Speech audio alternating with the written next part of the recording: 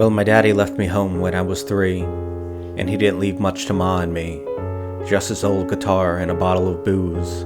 Now I don't blame him because he'd run and hid. But the meanest thing that he ever did was before he left he went and named me Sue. Well, he must have thought it was quite a joke, and I got lots of laughs from lots of folks. It seemed I had to fight my whole life through. Some gal would giggle and I'd get red, and some guy would laugh and I'd bust his head. I tell you, life ain't easy for a boy named Sue. Well, I grew up quick and I grew up mean. My fists got hard and my wits got keen. Roamed from town to town to hide my shame, but I made a vow to the moon and the stars. I'd search the honky-tonks and bars and kill that man that gave me that awful name. But it was in Gatlinburg in mid-July, and I had just hit town and my throat was dry.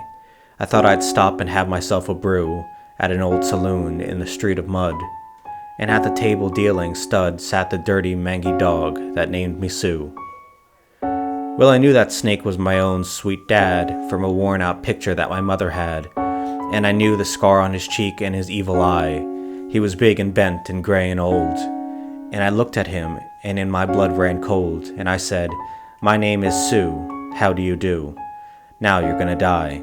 Yeah, that's what I told him. Well, I hit him right between the eyes and he went down, but to my surprise he came up with a knife and cut off a piece of my ear.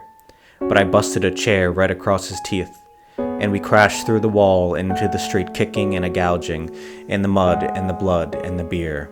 I tell you, I fought tougher men, but I really can't remember when. He kicked like a mule and bit like a crocodile. I heard him laughing, and then I heard him cussin'. He went for his gun, and I pulled mine first. He stood there looking at me, and I saw him smile.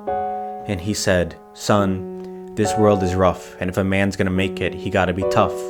And I knew I wouldn't be there to help you along, so I gave you that name and I said goodbye.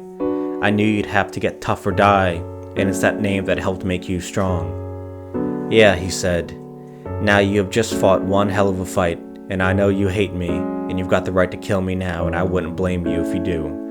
But you ought to thank me before I die for the gravel in your guts and the spit in your eye, because I'm the guy that named you Sue."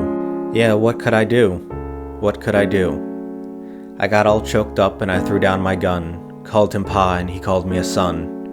And I came away with a different point of view, and I think about him now and then. Every time I tried, every time I win, and if I ever have a son, I think I'm gonna name him Bill or George.